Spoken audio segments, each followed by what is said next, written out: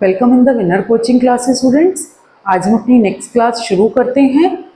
Chapter 2 basic accounting terms, उसी class को आज हम कंटिन्यू करते हैं। कल की क्लास हमने टॉपिक कॉस्ट तक छोड़ी थी। आज हम कॉस्ट के बाद उन्हीं टर्म्स को कंटिन्यू करते हैं। जो नेक्स्ट टर्म हमारे पास आती है वो है हमारा डिस्काउंट। देखिए डिस्काउंट क्या होता है, सबको पता है। रिबेट देता है सेलर कस्टमर को। डिस्काउंट हमारे पास दो तरह के होते हैं, एक होता है हमारा ट्रेड डिस्काउंट और एक होता है कैश डिस्काउंट। ट्रेड डिस्काउंट क्या होता है, जो सेलर सबको प्रोवाइड करता है अपने बिजनेस पर इन द परसेंटेज फॉर्म और इन द कैश फॉर्म। जैसे कि 50% discount on our new stock, ठीक है। 50% डिस्काउंट वो सबको मिलेगा, it is applicable to each and every customer, तो ये सबको मिलेगा 50% डिस्काउंट। क्लियर।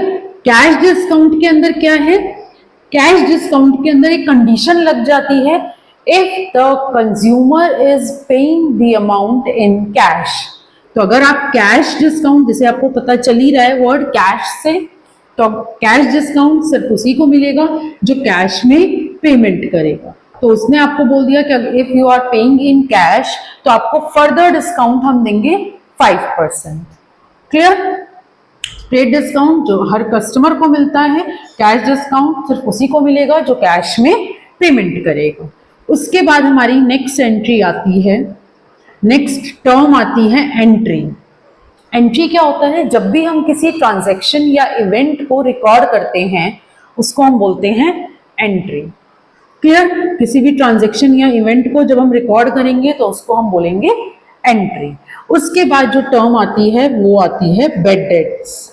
ये आपका आगे काफी यूज होगा, बेड डेट्स। बेड डेट्स क्या होते हैं, जैसे डेट्स, डेट्स कल मैंने आपको बताया था, डेटर्स जिनसे हमें पैसा लेना है। इन केस अगर वो डेटर्स बैड निकल गए, वन और द अदर रीजन, वो डेटर्स हमें पेमेंट नहीं करते हैं, ठीक है, तो वो हमारे क्या हो गए, बेड डेट्स हो गए। बैड यानी कि बेकार डेटर्स हो गए। तो बेड डेट्स के बाद हमारे पास जो नेक्स्ट टर्म आती है वो आती है सॉल्वेंट। सॉल्वेंट क्या होता है, when a firm has enough assets or cash. Clear. Assets means fixed assets or current assets, both. If a firm has enough assets to pay their liability, वो firm हम क्या कहलाती है, सॉल्वेंट। क्लियर कि आपके पास इतने एसेट्स हैं कि कल को आप अपनी लायबिलिटी को पे ऑफ कर सकते हैं, तो आपकी पोजीशन कैसी है, आप सॉल्वेंट हैं। नेक्स्ट टर्म आती है इंसॉल्वेंट। इंसॉल्वेंट इसी का अपोजिट हो गया है। अगर आपके पास एसेट्स कम हैं, लायबिलिटीज ज्यादा हैं, तो आपकी फर्म क्या कहलाती है, इंसॉल्वेंट कहलाती है।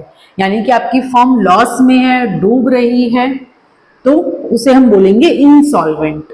उसके बाद आपका आता है टर्म स्टोर्स। स्टोर्स क्या होते हैं, ये तो सबको ही पता है। नॉर्मली जहां पर भी आप अपने गुड्स और अपने स्टॉक को सेव करके रखते हैं उनको हम बोलते हैं स्टोर्स बोलते हैं। क्लियर। उसके बाद नेक्स्ट टर्म जो आपकी आती है वो आपका आता है टर्नओवर। टर्नओवर क्या होती है, टोटल सेल्स।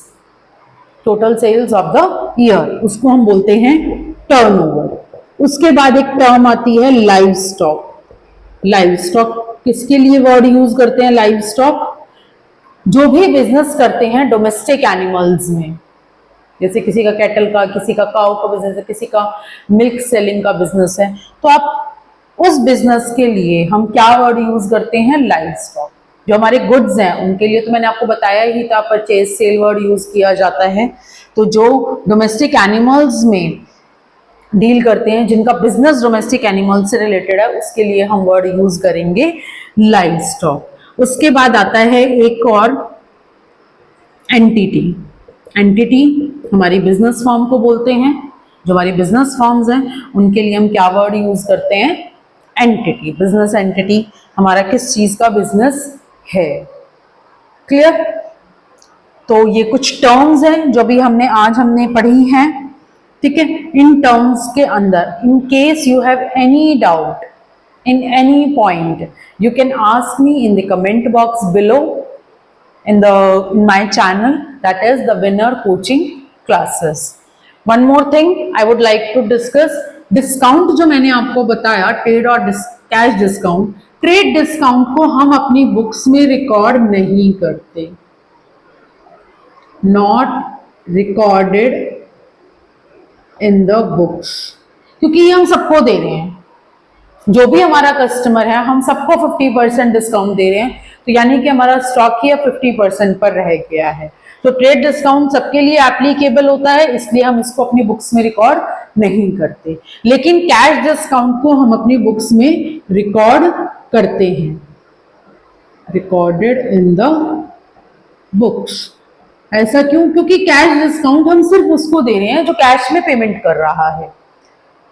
जिसको ट्रेड डिस्काउंट मिला है जरूरी नहीं है उसको कैश डिस्काउंट भी मिले, तो इसीलिए कैश डिस्काउंट सिर्फ हमारे उन्हीं कस्टमर्स को मिलेगा जो कैश में पेमेंट करेंगे, इसीलिए हम उनको रिकॉर्ड करते हैं अपनी बुक्स में। क्लियर है? तो आज की क्लास में हमने ये क्लास चैप्टर 2 कंप्लीट किया है। नेक्स्ट क्लास में हम चैप्टर शुरू करेंगे अकाउंटिंग इक्वेशन, जो हमारा एक प्रैक्टिकल चैप्टर है, उसके अंदर हम इन सारी टर्म्स का भी यूज होगा। अब आप from the starting to the end इस चैप्टर को थोरो पढ़िए, क्लासेस अटेंड करिए, जो भी क्लासेस मैंने अपने चैनल पर डाली है आप उनको देख सकते हैं। कोई क्वेरी है, कोई आपको डाउट है तो आप मुझसे कमेंट बॉक्स में पूछ सकते हैं। वन मोर थिंग, इतनी क्लासेस में मैं इतनी डिटेल में बता पाती हूँ। अगर आपको मेरी क्लासेस पसंद आ रही हैं तो आप मुझसे ऑनलाइन क्लासेस भी ले सकते हैं। इन केस अगर आपको इससे रिलेटेड, ऑनलाइन क्लासेस से रिलेटेड कोई भी इंफॉर्मेशन चाहिए, कोई भी आपको कुछ पूछना है, कोई क्वेरी है आपकी, तो आप मुझसे पूछ सकते हैं in my comment box, I will answer. Thank you for watching me and please like, share and subscribe my channel, that is the Winner Coaching Classes. Thank you students. Thank you for watching me.